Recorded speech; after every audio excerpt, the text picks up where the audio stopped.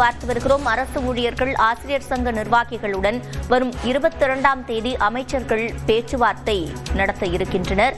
இது தொடர்பான கூடுதல் விவரங்களை செய்தியாளர் லிபிகாவிடம் கேட்கலாம். லிபிகா, விவரங்கள்.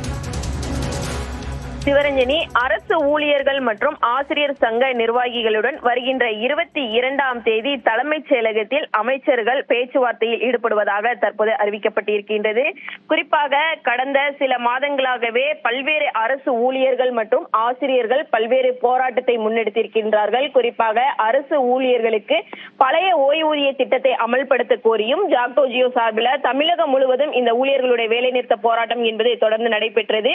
அதே போன்று பழைய ஓய்வூதிய திட்டத்தை ரத்து செய்துவிட்டு மீண்டும் புதிய ஓய்வூதிய திட்டத்தை ரத்து செய்துவிட்டு பழைய ஓய்வூதிய திட்டத்தை அமல்படுத்த வேண்டும், பணி நிரந்தரம் செய்ய வேண்டும், காலி பணியிடங்கள் அதிகமாக இருப்பதாகவும் அனைத்து துறைகளிலுமே இந்த காலி பணியிடங்களை நிரப்ப வேண்டும் உள்ளிட்ட கோரிக்கைகளை அரசு தரப்பிலிருந்தும், அதே போன்று ஆசிரியர்களை பொறுத்தவரை பல்வேறு காலி பணியிடங்கள் இருக்கின்றது, சம வேலைக்கு சம ஊதியம் என்ற ஒற்றை கோரிக்கை உள்ளிட்ட பல்வேறு கோரிக்கைகளை முன்வைத்து தொடர்ந்து கடந்த சில மாதங்களாக ஆசிரியர்கள் மற்றும் அரசு ஊழியர்கள் போராட்டத்தில் ஈடுபட்டு வந்தனர்.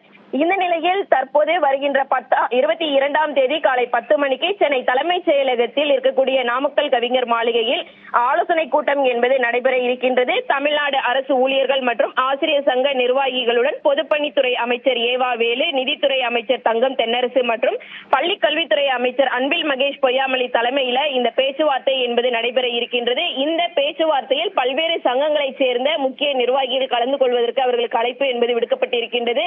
இதன் அடிப்படையில் அன்றைய தினம் நடைபெறக்கூடிய பேச்சுவார்த்தைக்கு பின்னர் இவர்களுடைய கோரிக்கை என்பது நிறைவேற்றுவது குறித்து அரசு தரப்பில் நமக்கு விளக்கம் கொடுக்கப்படும். சிவரஞ்சனி, விவரங்களை வழங்கியமைக்கு நன்றி லிபிகா.